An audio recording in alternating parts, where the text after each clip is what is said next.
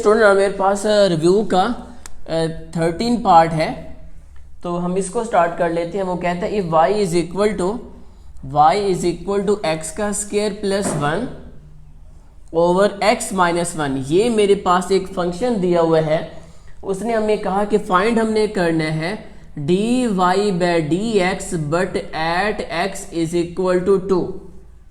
जी, उसने कहा कि at x is equal to 2। ये फंक्शन दिया हुआ है, हमने y का डेरिवेटिव लेना है। जो लास्ट पे आंसर आएगा तो जहाँ पे x होगा उसकी जगह पे हम क्या पुट कर लेंगे 2। या अभी इसको रहने दें, सिर्फ ये समझिए कि हमने y का क्या लेना है, डेरिवेटिव लेना है। तो आगे जाके हम बताएंगे, यानी आपको खुद ब खुद पता चल जाएगा कि at x is equal to 2 का क्या मतलब है। तो हम y का ले रहे हैं, ये देखिए ये पार्ट है। Now differentiate with respect to x on both side. y का भी मैंने डेरिवेटिव ले लिया है और d ओवर डी एक्स का square plus 1 over x minus 1 का भी मैंने डेरिवेटिव ले लिया है। अब कौन सा रूल लगेगा? जाहिर बात है क्वेश्चन रूल, क्योंकि टू वैल्यूज डिवाइड हो रही है। तो क्या था क्वेश्चन रूल? जो डिवाइड पे होता है हम उसका ले लेते हैं स्क्वायर, और जो डिवाइड में है ऊपर जाके उसको छोड़ा, और हम डेरिवेटिव लेते हैं न्यूमरेटर का माइनस फार्मूले का। अब जो जिसको हमने पहले डेरिवेटिव लिया है न्यूमरेटर का, उसको हम छोड़ देंगे और हम डेरिवेटिव ले लेंगे डिनोमिनेटर का, जो मेरे पास x माइनस 1 है। और यही मेरे पास क्वेश्चन रूल होता है कि जब टू वैल्यूज डिवाइड हो रही हो तो डिवाइड वाले का लिया जाता है स्क्वायर डिवाइड पे ही, फिर डिवाइड वाले को आपने छोड़ने हैं, डेरिवेटिव लेने हैं न्यूमरेटर का जो ऊपर वैल्यू है, और जिसका डेरिवेटिव हमने ले लिया तो उसको छोड़िए, और जो डिवाइड में उसका हमने लेना है derivative. Now simplify x minus 1। अब देखें यहाँ पे आपकी मर्जी है, डेरिवेटिव को अंदर अप्लाई कर ले, स्टेप्स बढ़ जाएंगे। हमें पता है कि टू ब्रैकेट्स को ओपन करेंगे तो डेरिवेटिव इसके साथ भी आएगा, डेरिवेटिव 1 के साथ भी आएगा। तो हम क्या कर रहे हैं जी, x स्क्वायर का डेरिवेटिव मैं डायरेक्ट ओपन कर रहा हूँ 2x, बिकॉज 2 शुरू में आ जाएगा, x वैसे का वैसे, और पावर में से माइनस 1 करेंगे तो आंसर यानी वो आंसर देगा 1। फिर प्लस है, 1 का डेरिवेटिव क्या होता है 0, क्योंकि 1 आपके पास क्या है यहाँ पे कांस्टेंट है, माइनस x का स्क्वायर प्लस 1 वैसे का वैसे। अब यहाँ पे देखिए x का डेरिवेटिव होता है 1 माइनस वैसे का वैसे, और 1 का होगा 0, और डिवाइड पे आप लिख लेंगे x माइनस 1 और होल का स्क्वायर। नाउ लास्ट पर d y by d x is equal to 2x plus 0 क्या आंसर देगा वो 2x।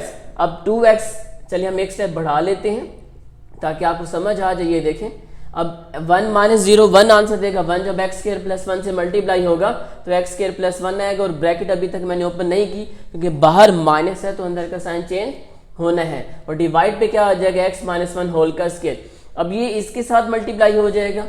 Now d y by d x is equal to 2x, x से जब मल्टीप्लाई होगा तो वो आंसर देगा 2x का square, 2x multiply x 2x का स्क्वायर, माइनस 2x मल्टीप्लाई 1 तो माइनस का 2x, माइनस को अंदर अप्लाई कर रहा हूं तो माइनस x का स्क्वायर माइनस प्लस माइनस का 1 ओवर x माइनस 1 और होल का स्क्वायर।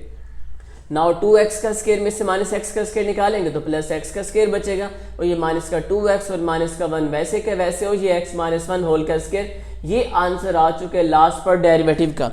आगे ये सिंप्लीफाई नहीं हो सकता। देन अब उसने ये कहा कि at x is equal to 2, तो हम क्या कर लेंगे, कंडीशन के मुताबिक put x is equal to 2। जहां जहां पे x होगा वहां पे हम पुट कर रहे 2 को, 2 का स्क्वायर 2 वैसे का वैसे, x की जगह पे 2 पुट कर लिया माइनस 1, x की जगह पे 2 पुट कर लिया माइनस 1 होल का स्क्वायर। और आप अगर आपके माइंड में ये हो कि सर ये भी तो x है, ये यहाँ पे हमने क्यों पुट नहीं किया, ये x नहीं है, ये डेरिवेटिव हम ले रहे हैं y का विद रिस्पेक्ट टू x है ये, ना कि ये अकेला x है। नौ सिंप्लीफाई जब हम करेंगे वो आंसर हमें दे देगा 2 का स्क्वायर 4 होगा, 2 2 4 हो जाएगा, माइनस 1 2 माइनस 1 1, 1 का square is equal to 1।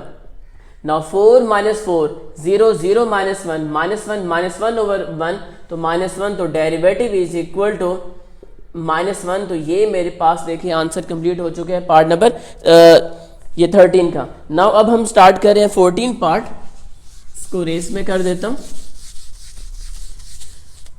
14 part में उसने कहा कि if y is equal to 14 question कर रहे हैं, u की पावर n अगर हो and u is equal to 3x की पावर 3 की पावर 3 माइनस 7x का स्क्वायर प्लस x और प्लस 1, ठीक है, ये मेरे पास u के इक्वल है।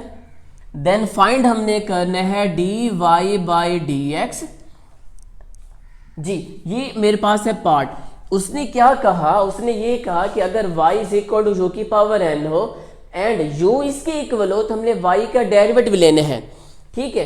तो यहाँ पे 2 मेथड्स हैं, या तो चेन रूल लगा लीजिए, चेन रूल को हम यहाँ पे डिस्कस अभी नहीं करते। हमने क्या करना है, उसने यही कहा कि डेरिवेटिव लीजिए y का, सिर्फ यही कहा है विद रिस्पेक्ट टू x। तो हम भी यही कहते हैं कि गिवन जो पार्ट है, given that y is equal to u की पावर n, ये भी गिवन है, ये भी गिवन है, लेकिन हमने y का डेरिवेटिव लेना है, तो अभी मैं y को ही सोल्व करना चाहूंगा। अब उसने कहा कि y का हमने डेरिवेटिव लेना है विद रिस्पेक्ट टू x, तो यहाँ पे देखिए मैंने डेरिवेटिव ले लिया, dy by dx is equal to d over dx और u की पावर n। पावर रूल लगेगा, u की पावर n है, यहाँ पर क्या पावर रूल है हम इसको यहाँ पे कर लेते हैं। पावर आती है स्टार्ट पर, बेस वैसे की वैसी, और पावर में से करते हैं -1, ठीक है, ये हो गया पावर रूल।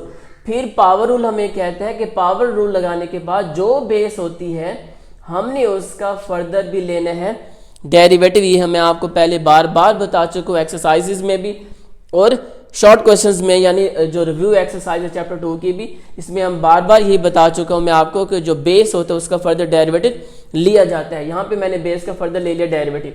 अब देखें dy बाई dx किसके इक्वल आ गया है, dy by dx is equal to n minus 1 du over dx। Clear हो गया, ये किसका आंसर आ गया, dy बाई dx का, जो उसने कहा था।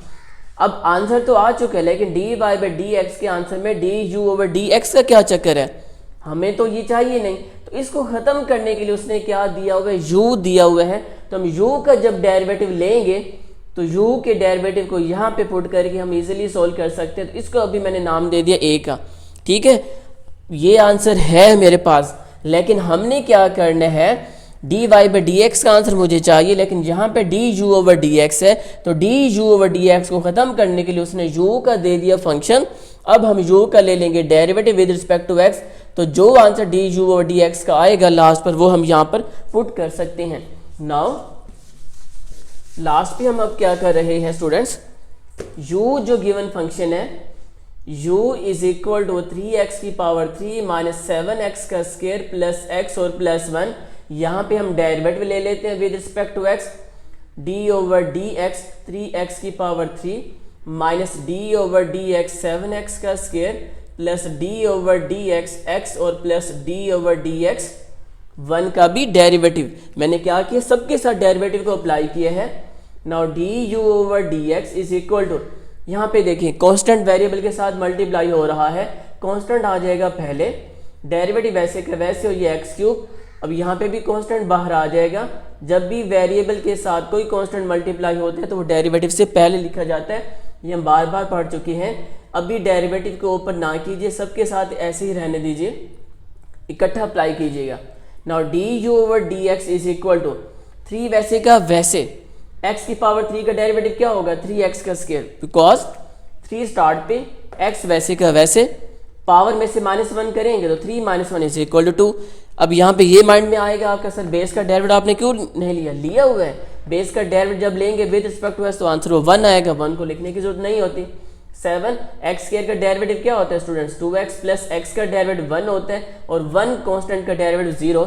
नाउ लास्ट पे du ओवर dx का आंसर हुआ 339, x का स्क्वायर माइनस 7 टू 14x और प्लस का 1, 0 यहाँ से खत्म। ये मेरे पास आंसर आ चुका है du ओवर dx का, जो हम क्या कर लेंगे a इक्वेशन में यहाँ पे भी पुट कर सकते हैं। मैं यहाँ पे पुट कर रहा हूँ। नाउ यहाँ पे आप लिख सकते हैं put to equation in equation number 1, ठीक है। अब मैं यहाँ पे इसको पुट कर रहा हूँ, then dy by dx is equal to n, u है, u किसके इक्वल है, 3x की पावर 3 माइनस 7x का स्क्वायर प्लस x प्लस 1। ये मैंने पुट कर लिया u को, u की पावर मेरे पास क्या है, n माइनस 1। आगे क्या लिखना हमने, du ओवर dx, तो du ओवर dx किसके इक्वल आ चुके हैं, 9 एक्स का स्क्वायर माइनस 14x प्लस का 1।